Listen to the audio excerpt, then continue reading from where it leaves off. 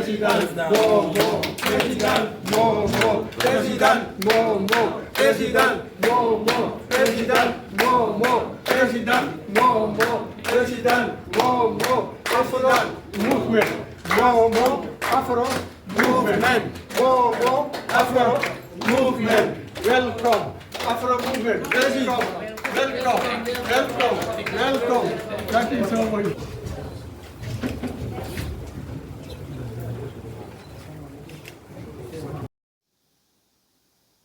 Thank you very much for covering our press conference today. We would also like to thank the executive members of the Afro movement. We have the national mobilizer, Mr. Samaba, the youth mobilizer of Banjul chapter Kine, Usman Saho, executive member, Patu Ja, coordinator of Banjul, Auntie Umi Jan, executive member, and Auntie our song Auntie Nay, okay, member. And this side also we have Mr. Ibrahim Asala, member, Sekuna Party, youth leader of Afro movement. So I believe the whole executive members are here present, as well as the supporters of Afro movement who are present here, as well as those who are not here, those who are following us online.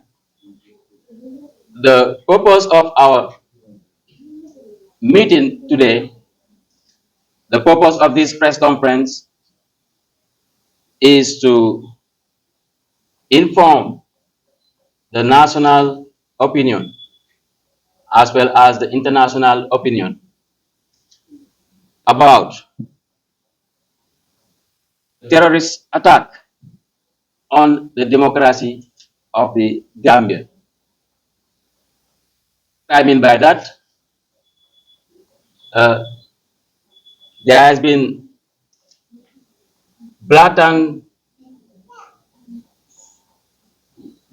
a blatant attack on the democracy recently.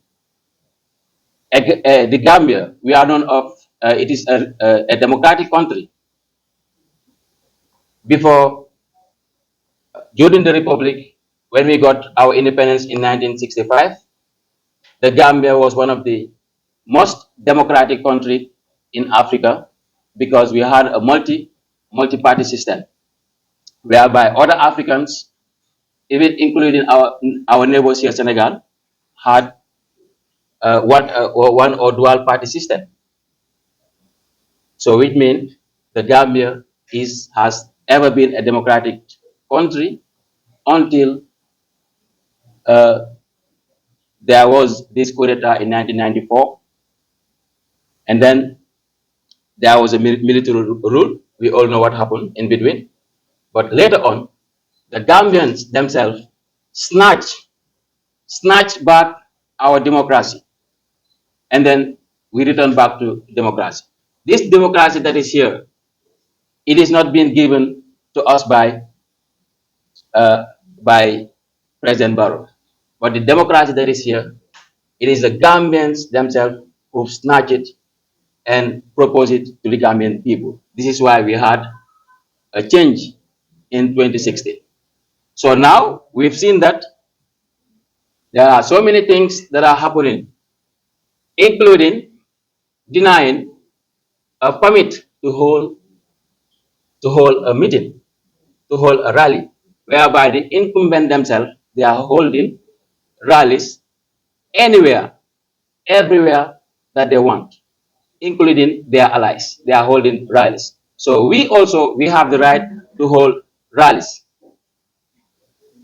Since we've been here since 2021, we've worked a lot, and then we deemed it necessary to gather our supporters all over the country to meet in Banjul, a meeting that was supposed to be organized by our Banjul chapter. Unfortunately, a permit was denied because they were playing us a ping pong game. So this is why today we are facing the press to inform them that this, we will not accept this again.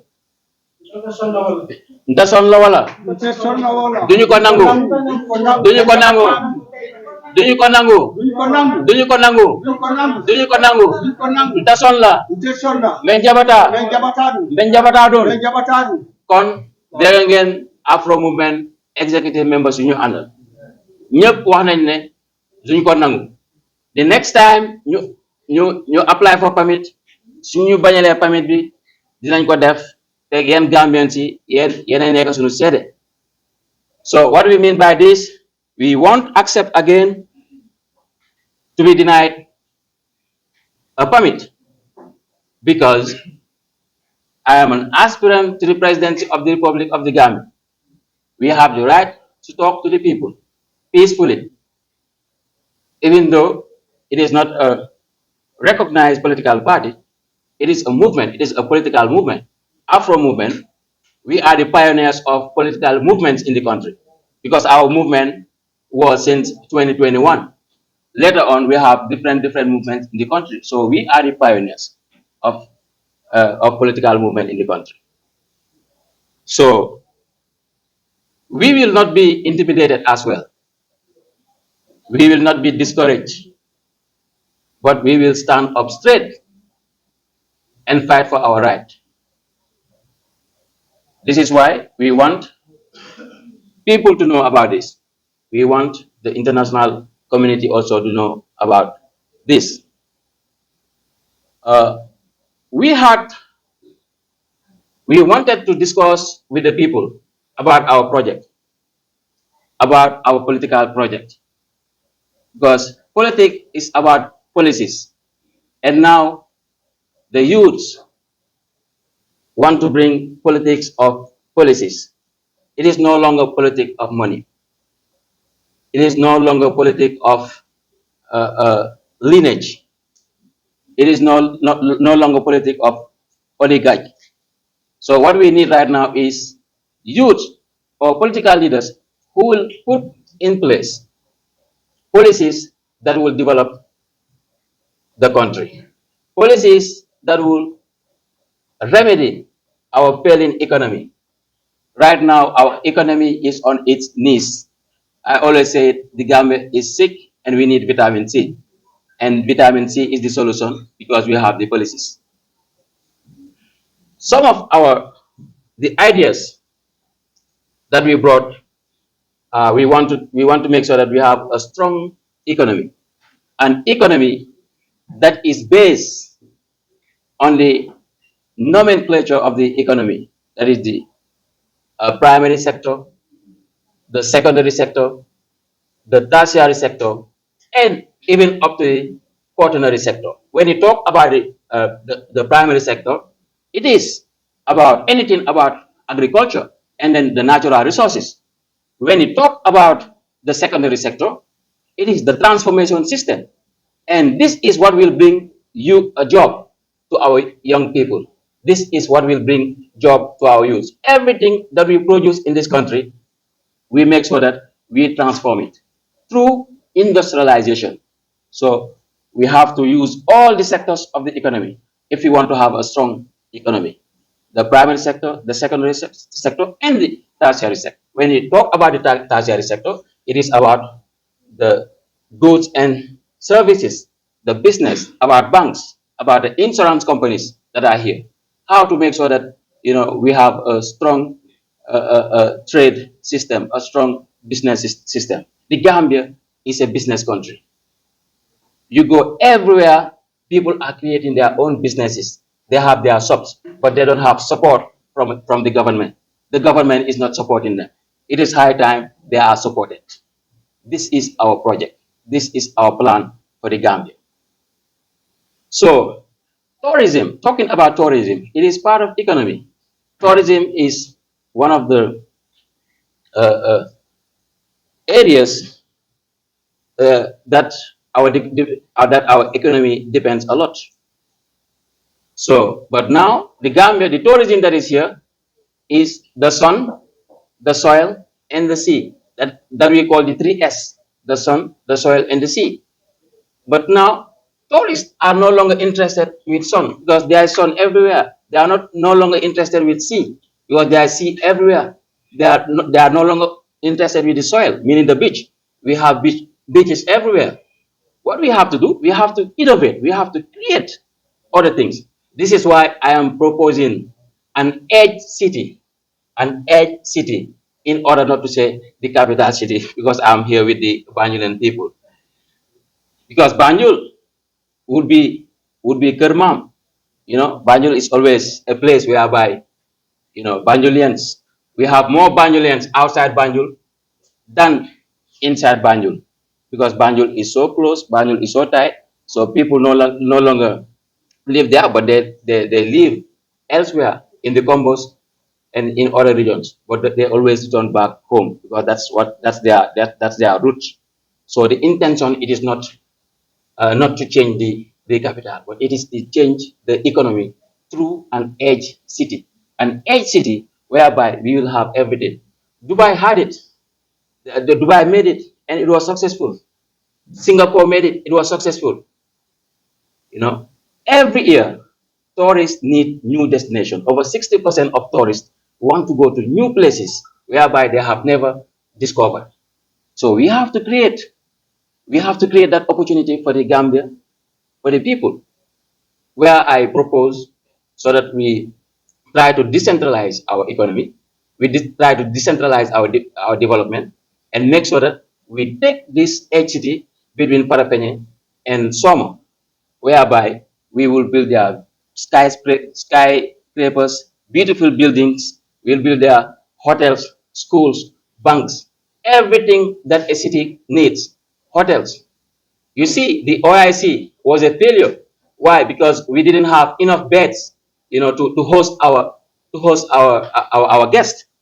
Some of our guests, you know, were even, staying in Senegal. That is a disgrace. They are staying in Senegal and then flying here. Most high dignitaries, they cancelled their travel. They cancelled their travel to attend the OIC because they didn't think that they will have security here. People like Erdogan. Erdogan prepared his journey. Erdogan wanted to be here, to the OIC. There were talks. There was a backup team that was already in the country checking. Where there were many of them here, but within 24 hours or within 48 hours, he cancelled his trip. Why? Because they think that they won't have security here. So this is why we have to build a very beautiful place whereby it is secure, whereby we have modern beds. In the Gambia, we have about 10,000 beds in the country. So which means if we have 10,000 people in the country, 10,000 tourists, our hotels are full to capacity. So this is not helping us. This is why I am proposing us to build an HCT, which will not only help us uh, uh, to boost our tourism, but also to boost our infrastructure, to beautify our country. And if you see also, previously, people used to come from Mauritania, from Dakar, from Kaulak, from Ziguinchor, from Bissau, from Cape Verde. You go to the Albert Market. They used to come there and buy things and go back to their countries. But now that is not happening. Now it is the contrary. We are the ones who are going to their countries and buy. Why? Because we don't have what they need here. So we have to create that. And for that, it is vision. This is why our campaign team is vision, accountability, and self-sufficiency. Because you cannot talk about, a progress country without being self-sufficient.